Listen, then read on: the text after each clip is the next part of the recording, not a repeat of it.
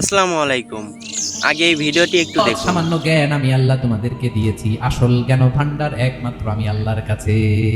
নবী আপনি সিজদা থেকে মাথা তুলেন, সাল তুতা, যা চাবেন তাই দেব, ওয়াশফা তুশাফা, যার জন্য সুপারিশ করবেন তার সুপারিশ কবুল করে নেব। আল্লাহ তাআলা কাকে কিভাবে কোথায় কিভাবে সম্মান দেবে একমাত্র আল্লাহ তাআলাই ভালো জানেন। এই যে ভিডিওটি দেখতে পারছেন, এত মানুষের ঢল ডক্টর মিজানুর রহমান আজহারীকে আল্লাহ তাআলা কতটা সম্মানের সাথে রেখেছেন মালয়েশিয়াতে।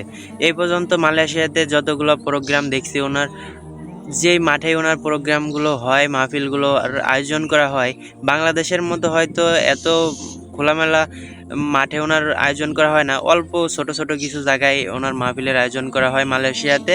যতগুলো মাহফিল দেখছি আমি ওনার মালয়েশিয়াতে, সবগুলো মাহফিলে যে জায়গার ব্যবস্থা করা হয় সেখানে এত পরিমাণে মানুষের ঢল হয়ে যায়, যেখানে জায়গায় দিতে পারে না মাহফিল কর্তৃপক্ষরাও। এখানে মানুষ যে তার মাহফিল শোনার জন্য যে এরা আসে, তাদের যে এত পরিমাণে মানুষজন আসে, তাদেরকে বসতে দেওয়ার এবং অনেকে দাঁড়িয়ে থাকে, তারপরও তারা জায়গা দিতে পারে না মানুষদেরকে মিজানুর রহমান আজহারীর কথাবার্তা শোনার জন্য। একবার ভাবুন, মালয়েশিয়াতে কতজন বাংলাদেশি আছে, তারপরও তার যেখানে মাহফিলের আয়োজন করা হয় সেখানে মানুষকে বসতে দেওয়ার মতো জায়গাও থাকে না। এত পরিমাণে মানুষ হয় সেই প্রবাসের মাটিতেও।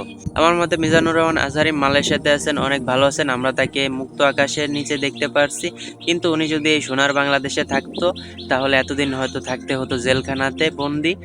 তার থেকে ভালো আছেন তিনি। ওইখানে থাকলেও আমরা তারকে সরাসরি না দেখতে পারি, ভিডিওর মাধ্যমে দেখলেও মনটাকে শান্তি দিতে পারি যে না, তিনি আছেন, খোলা আকাশের নিচেই আছেন, দিনের কথা প্রচার করতেছেন, মানুষের কাছে দিনকে তুলে ধরতেছেন, ইসলাম প্রচার করতেছেন।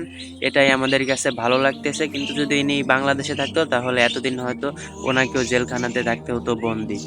সো গাইস, আজকের ভিডিওটি এ পর্যন্ত। ভিডিওটি যদি আপনাদের কাছে একটু ভালো লেগে থাকে তাহলে আপনাদের বন্ধুদের সাথে শেয়ার করতে পারেন ভিডিওটি, এবং আপনি যদি আমাদের চ্যানেলে নতুন দর্শক হয়ে থাকেন তাহলে আমাদের চ্যানেলটি সাবস্ক্রাইব করে পাশে থাকা বেল বাটনটি অন করে রাখুন, এরকম সুন্দর সুন্দর ভিডিও সবার আগে পাওয়ার জন্য। তো সবাই ভালো থাকুন, সুস্থ থাকুন, আল্লাহ হাফেজ।